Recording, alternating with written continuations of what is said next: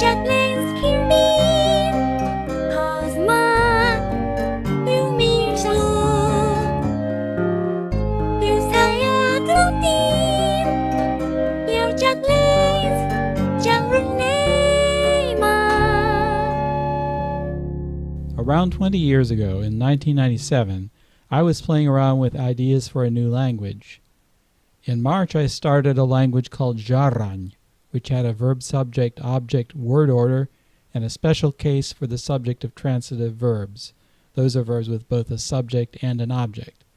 Linguists call this the ergative case, and so languages like Jarda are called ergative languages. In June, I was developing a different language called Gyalri. The Gyalri alphabet, Tharkania, is what's known as a featural writing system. The strokes that make up the letters of the alphabet each represent phonetic features of the sounds of the language. Then in August, I started a new language, starting with the grammatical structure of Jarda and written in a featural script like Gyalri. This was how Jarda got started. In English, it's a bit awkward to say Jarda all the time, so I usually just call it Jarda. This chart of the Jarda alphabet, dated August 1997, already shows the main features that are still recognizable in the current writing system. The main thing that's missing from this chart are the sibilant fricatives, which are distinguished from the non-sibilant fricatives by a curved stroke that goes in the opposite direction. By September, the basic structure and vocabulary of the language was already starting to take shape. With minor differences, these phrases are pretty much the same in the current version of the language. So Jarda got off to a good start early on, but after a couple of years I started losing interest in Jarda and moved on to other languages like Tirlat. I didn't really like the sound of Jarda, or how I imagined it would sound at least. Every now and then I'd go back and bring it out for a conlang relay translation or something, but I didn't think of it as a very nice sounding language. It just seemed awkward. Then a few years ago I had an idea. I was starting to do songs in Tirlat using a program called Utau. I wondered what Jarda songs might sound like, so I made an Utau voice bank for Jarda. At first it sounded pretty crude.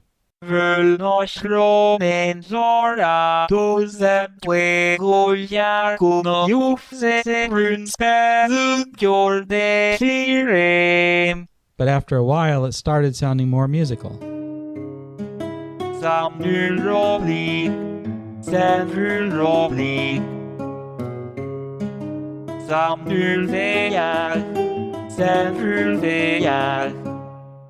The real breakthrough came when I started using Vocaloid for the voices.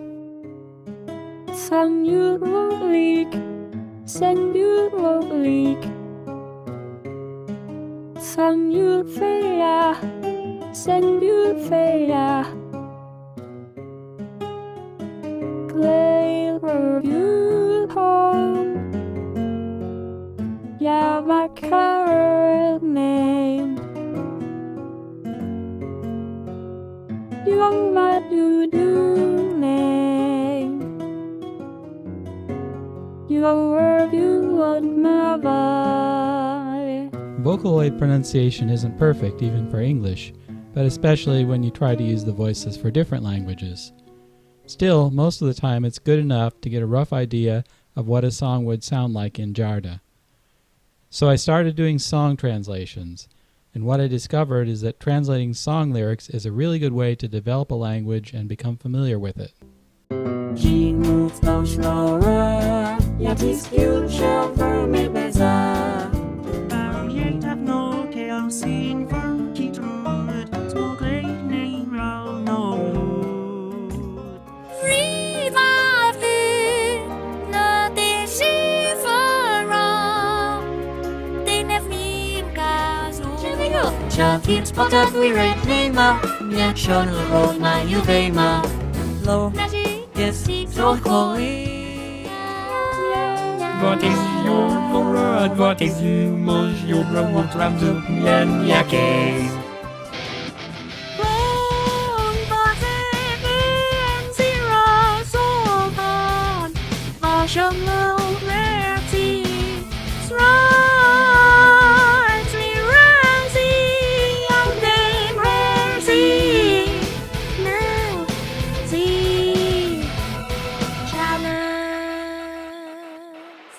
More than just a translation exercise, hearing these results was really something special. With a virtual singer, I could edit the sound of Jarda, creating the illusion of a living language. I could listen to these songs and learn to sing along with them, even helping to improve my Jarda pronunciation. But there's one more step to make before Jarda can start to have a life of its own. I had to start writing original songs in Jarda.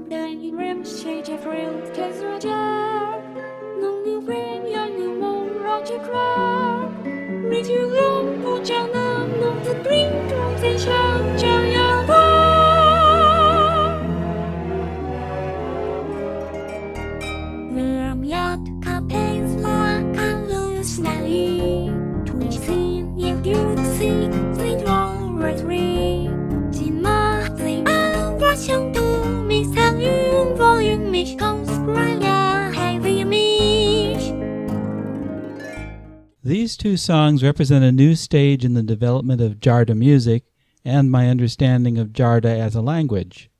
I like to think of Jarda as a language that might exist in some other reality, with its own culture and folklore behind it. But I don't think I could have made these songs without the experience and the skills I learned from doing song translations. A good translation exercise is like a puzzle where you're trying to find words that both fit the melody and express the meaning of the song at the same time. Which words can you leave out without losing the essential meaning? How can you rearrange words to fit the rhythm of the melody? I'll demonstrate how this works by doing a simple song translation. How about Twinkle Twinkle Little Star? I usually like to start with a more or less literal translation. First of all, I see that I don't have a word for twinkle in the Jarda lexicon, so I'll see if I can find an existing word that expresses a similar idea. I'll go with the word for sparkle, which is clear. For the next line, I do have a word for how, which is quaim, but that's a word you use when you're asking questions. That doesn't really fit the meaning that the song is trying to express. So I looked around for a word that might be a better fit, and I found del, which means such or so. I wonder so. In the third line, Jarda doesn't really have a word for up. You can either say nole, to the top, or lame, high. So I'll just use lame here. In Jarda it's a verb, so I'll give it a subject, lo. It's an intransitive verb, so it uses the absolutive case, which in Jarda is just the bare noun stem. The way that you express like in Jarda is also with an intransitive verb, which means similar. You could connect it with the preceding line by using the passive participle berbe, or just start a new sentence by making verb the main verb. Now that we've got a translation, let's try to get it to fit the melody. The second line already fits, so all we need to do is extend the first line and look for a suitable word that rhymes with lo. The third line just needs an extra syllable, so we'll add a tense suffix onto the verb. Finally, we need a rhyming word for the last line. And there it is, chlirki chlirki por dir to. Take it away, Micah.